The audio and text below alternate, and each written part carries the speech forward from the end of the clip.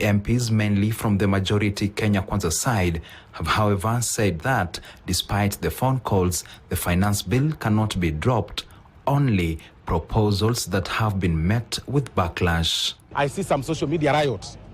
People sending us vulgar messages and telling us you must reject the finance bill. I want to tell them, we are not going to reject the finance bill because we must fund government.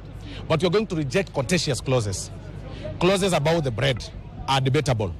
If we can't reject some of the clauses entirely, then we have to seek a way to reduce part of the proposals. You know, Kenyans, when they hear finance bill, they don't want even to know what is inside the finance bill. They just want to say, just reject it. And that's what has been trending today. People have been on our inboxes, on our messages, on our emails, kindly reject the finance bill. But why are we rejecting the finance bill? So those are the combat. Abstained.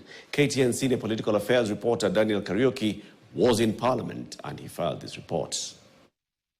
Afternoon session. Tuesday morning, members of Parliament entered the August House ready to transact the business that has brought the country at a standstill, the Finance Bill 2024.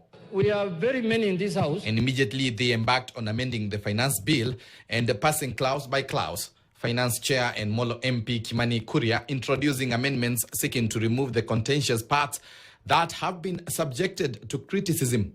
Some of the notable amendments that were proposed and adopted were the removal of the motor vehicle tax and the restriction to the eco levy to finished imported goods. Other adopted amendments included Ora covered the day's happenings across churches and prepared the following report.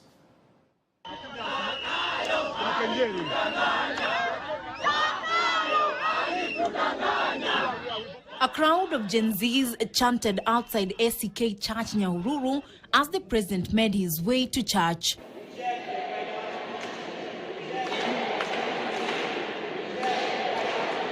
Back in Nairobi, this was the situation at Holy Family Basilica when the Gen Zs were given a platform to address the congregation. This bill seeks not only to overtax Kenyans, but also to promote oppression, which generally leads to a very poor quality of life for most people who are not as endowed as the people who are in power.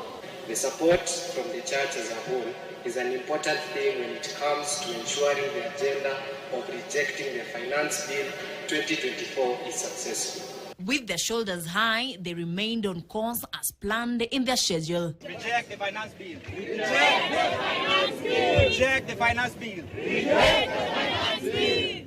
This is towards, Parliament, and they're trying to ensure that that particular Finance Bill 2024 is rejected. Earlier on, we saw them chanting, reject Finance Bill 2024. We equally saw them chanting that the government of the day should go, a government that is led by President William Ruto. And just remember that these protests are not only in Kenya, not only in Nairobi. We've seen different, places like Texas, Kenyans who are joining us from the US, UK, joining in the protests. So let's just listen in to what is happening here in Parliament in Nairobi.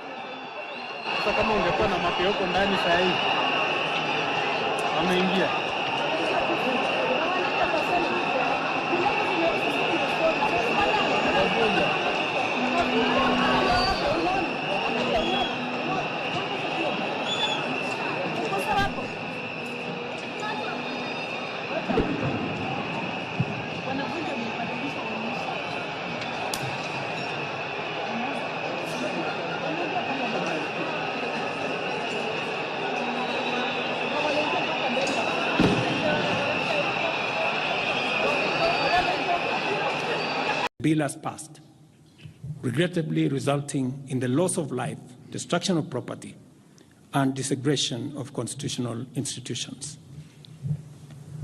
On my own behalf, and on behalf of these members and many other Kenyans, I send my condolences to the families of those who lost their loved ones in this very unfortunate manner. Consequently, having reflected on the continuing conversation around the content of the Finance Bill 2024, and listening keenly to the people of Kenya, who have said loudly that they want nothing to do with this Finance Bill 2024, I concede, and therefore I will not sign